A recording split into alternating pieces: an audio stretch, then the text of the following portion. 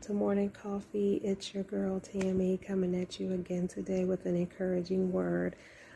Please excuse my voice. I'm a little bit under the weather, but I did want to come on here and just drop a quick encouragement to my ladies this morning. This encouragement I just want to speak to my ladies this morning, especially my wives and my mothers. I just want to encourage you today that you are uniquely you. You are wonderfully made, and you are specially graced by God for your divine appointments and for your specific purpose. I know so many times we can look at that Proverbs 31 chapter and we read about that Proverbs 31 woman and we think, I can never live up to that woman. I can never. How in the world does she do all that? I don't know how I could be a Proverbs 31 woman. Or we look on social media and we see other maybe wives or mothers who seem like they have it all together and that their lives are just so perfect and their houses are always clean and their children are always obedient and they're a part of the PTA and they bake cookies and all those other things. And we're just like, what am I doing wrong? And sometimes in that comparison, we look at ourselves as if we are not enough or if we're not doing what we need to do. So I just wanted to encourage you today. Don't compare. God has graced you for the husband you have. He's graced you for the children you have. He's graced you for the job that you have, for the neighborhood that you live in. He knows exactly what he's doing. He knows where you were going to be, what you were going to be doing, who you were going to be with. So he graced you for your situation. So you can rest in that grace that God has given you and know that you don't have to look. You're not going to look the same as me. You're not going to look the same as your neighbor or somebody that you're seeing on social media. And that's okay.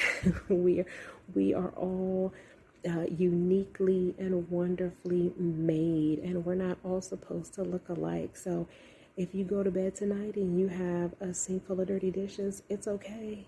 The world is not going to come to an end if you didn't vacuum or if you didn't make up your bed this morning or, maybe you forgot your child's lunch. The world's not going to come to an end.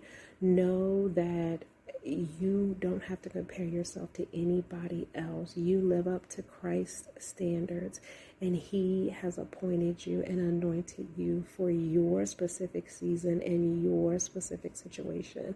So I just want to encourage my mothers out there, my wives out there today, that you are just special. You are uniquely you. You are uniquely made. And you don't have to compare yourself to anybody else. You can just rest.